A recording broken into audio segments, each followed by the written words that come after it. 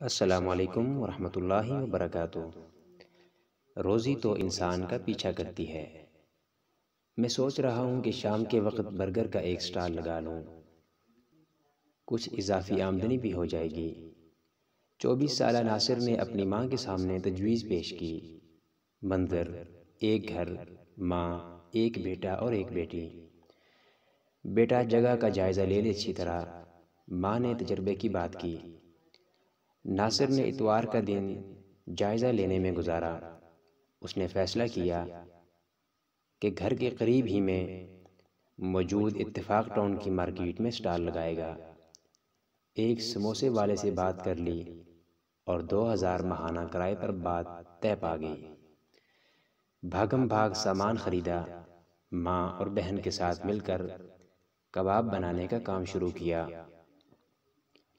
پہلے دن 12 کباب بنائے۔ قیمت مارکیٹ سے 10 روپے کم رکھی۔ ماں نے ایک وعدہ لیا کہ جماعت قضا نہیں کرنی۔ پہلے دن 6 برگر بکے۔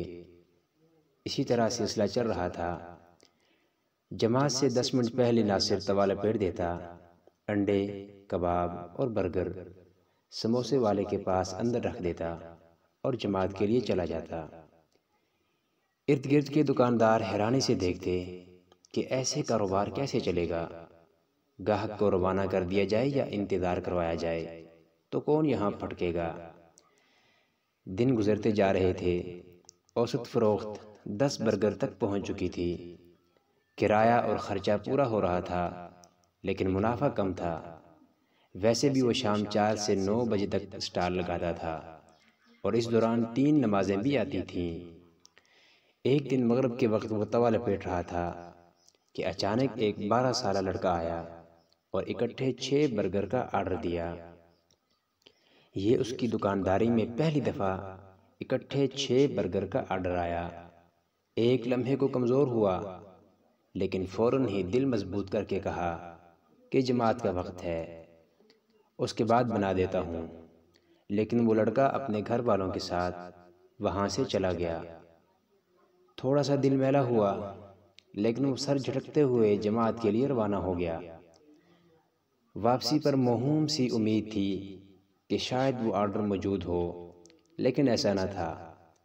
سموسے والا بھی اسے سمجھا رہا تھا کہ اس طرح کیسی دکانداری چلے گی۔ وہ خاموش اس کی باتیں سنتا رہا۔ اتنے میں گاہک آنا شروع ہوئے۔ شام 7 بجے تک 8 برگر فروخت ہو چکے تھے اور ساتھ ہی برگر بن ختم۔ اس نے فون کیا تو برگر بن والے نے آدھے گھنٹے کے لگ بھگ پہنچنے کا کہا۔ وہ اندر دکان میں جا کر کھڑا ہو گیا۔ اتنے میں باہر گاڑی رکی اور وہی 12 سالہ بچہ نمودار ہوا۔ اس کو دیکھ کر ہلکی سی خوشی ہوئی لیکن وہ خوشی برگر بن ختم ہونے کی وجہ سے تحلیل ہو گئی۔ اس دفعہ لڑکے نے 6 کے بجائے 10 برگر کا آرڈر دیا تھا۔ اس نے آدھے گھنٹے کا بتایا۔ بچہ واپس جانے ہی لگا تھا کہ اچانک برگر بن والا سوزوکی کیری ڈبہ دکان کے سامنے رک گیا۔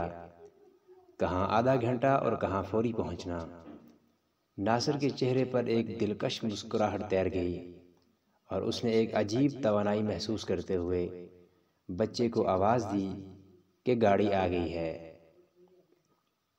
اس کے توے پر پہلی دفعہ 10 برگر بن رہے تھے اور اس کی فروخت 20 برگر تک پہنچ چکی تھی، جبکہ عشاء کے بعد کا 1 گھنٹہ بھی باقی تھا۔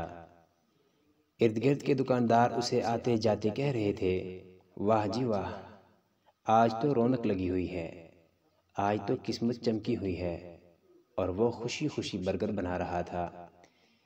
ادھر برگر تیار، ادھر عشاء کی جماعت کا وقت قریب آ گیا اور ناصر توا لپیٹنے کے بعد ایک عجیب سکون اور طمانینت سے مسجد جانے کے لیے روانہ ہو گیا۔ وہ سوچ رہا تھا کہ بے شک روزی انسان کا ایسے پیچھا کرتی ہے جیسے موت، بس مثبت سمت میں محنت کی ضرورت ہے۔ ساتھ ہی اسے ماں کی کہی ہوئی بات یاد آ گئی، بیٹا سونے کا بھی فائدہ ہو رہا ہو لیکن اللہ کا حکم آ جائے تو وہ فائدہ چھوڑ دو۔ آج اس کا سٹال معیار اور ذائقے کی وجہ سے مشہور ہو چکا ہے۔ ایک ملازم بھی ہے، گاہک اس کی جماعت کی عادت سے بخوبی واقف ہیں، اس لیے اس حساب سے برگر سٹال پر آتے ہیں، اور حی علی الصلاۃ حی علی الفلاح کی صدا پر ناصر کے ہاتھ خود ہی سامان سمیٹنا شروع ہو جاتے ہیں۔ اگر آپ کی بھی کوئی کام کی مصروفیت ہے تو آپ سے بھی التماس ہے کہ نماز کے وقت اس کو ملتوی کر دیں۔